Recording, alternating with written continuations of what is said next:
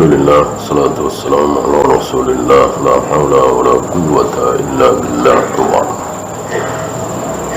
Pertanyaan, apa yang dimaksud bid'ah amaliyah? Yang berupa amal. Usoli amal bukan? Amal, amal lisan. Nawa itu amal, tahlilan amal. Amal itu apa sih? Perbuatan. Banyak sekali, ratusan, mungkin ribuan. Jadi tahlilan, muludan, rajaban, amal. Nah, ada amal, ada itikad, keyakinan, nggak kelihatan, adanya di hati. Misalnya meyakini bahwa Rasulullah itu bisa menolong kita dari dalam kuburnya. Nah, ini bid'ah i'tiqad, keyakinan, bukan amaliyah. Dan ini lebih dahsyat. Ini lebih besar dosanya, bahkan bisa berakibat kufur.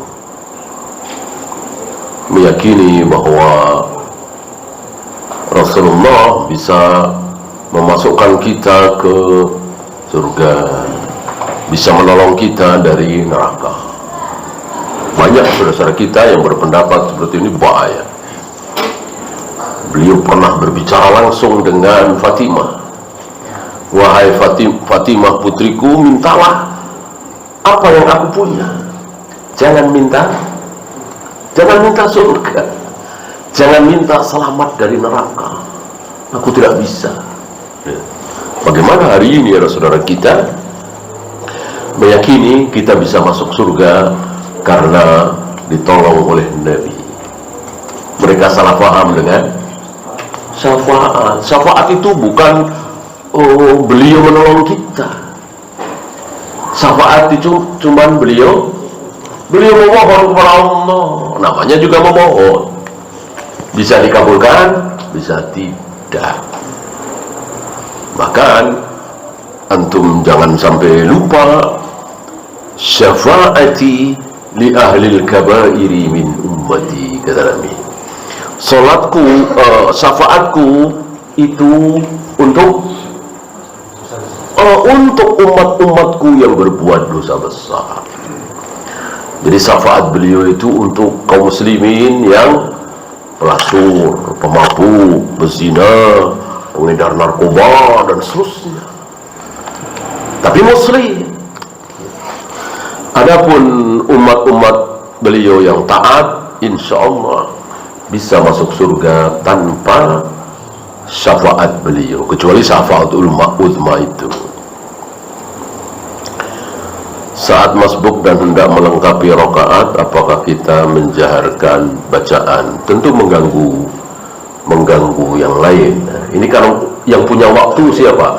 Imam sudah salam, saatnya membaca zikir ba'da salat. Yang punya waktu siapa? Yang tidak masbuk. Kita masbuk, nggak punya waktu itu. Yang berhak, yang tidak masbuk, ya. Maka tidak bisa dengan kaidah bahwa saya ini sholat isya nih di rakaat kedua, gitu. Kan harus jahar, tidak? Ya kalau di rumah, gitu. Walaupun sholat sendiri. Apakah mungkin ulama madhab berpendapat tanpa dalil? Kalau mungkin, ya. Ya, jangankan ulama di bawah tabi'in, atba'ut tabi'in, sahabat berbicara dengan ra'yunya, adakah? Ada. Apakah semua sahabat itu mengetahui semua ilmu sabda Nabi selama 23 tahun? Ya nggak mungkin. Pasti ada beberapa sahabat yang belum sampai hadis ini. Ya, Ibnu Umar saja pernah terkaget-kaget dengan 2 qiraat itu kan, baru tahu beliau. Ya. Bahkan Aisyah pernah tersinggung dengan hadis sutroh itu ya, yang membatalkan sholat itu kalau tidak pakai sutroh ada 3. Salah satunya wanita. Wanita anjing hitam, keledai kan, sempat beliau tidak paham. Masa wanita disamakan dengan anjing hitam? Nah, dari sabda Nabi SAW belum sampai ke beliau. Itu sahabat, gimana setelah sahabat? Maka yang mungkin saja. Kan tidak maksum ulama. Ya. Nah, belum lama kita bahas bagaimana kesalahan fatal Abu Hanifah mengatakan boleh wanita nikah tanpa wali. Ini kan fatal sekali. Sementara Nabi mengatakan para pelacur itu sebetulnya menikah, tapi tanpa wali.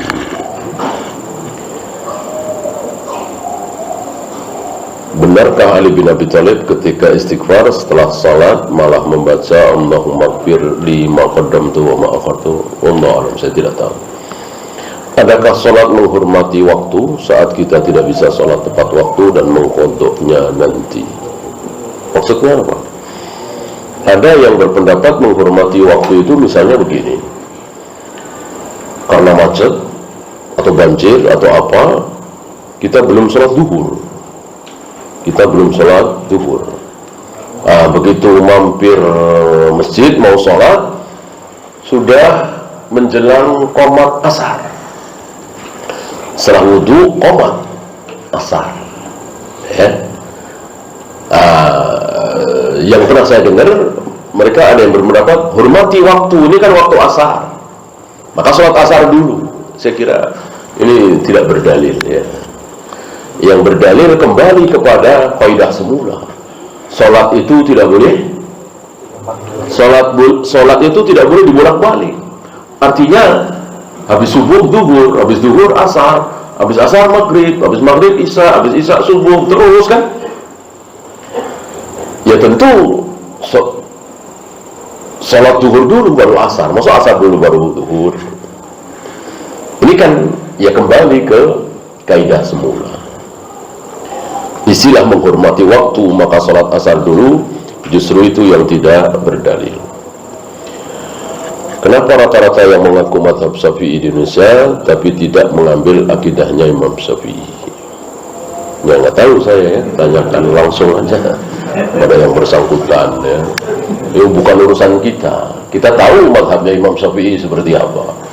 Lalu sebagian saudara kita mengaku bermazhab Syafi'i, ternyata meyakini bahwa sifat Allah itu cuma 20, sifat 20, ada kasab dan seterusnya. Imam Syafi'i nggak kenal sifat 20. Kata-kata 20 itu tidak dikenal oleh Imam Syafi'i, Imam Bukhari, para sahabat, para tabi'in. Dari mana 20? Dan 20 ini Asy'ariyah kan tidak sepakat.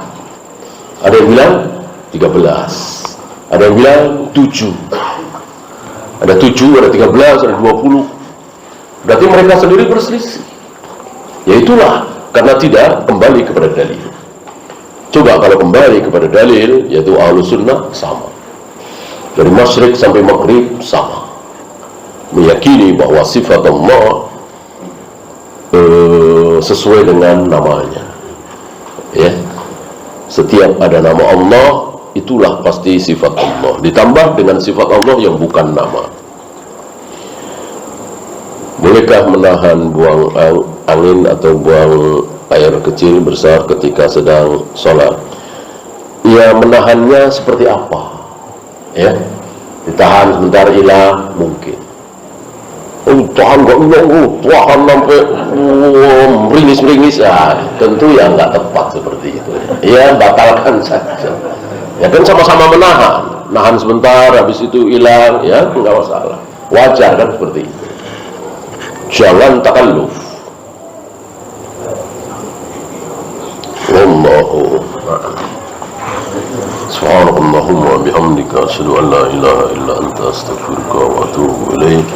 Assalamualaikum warahmatullahi wabarakatuh.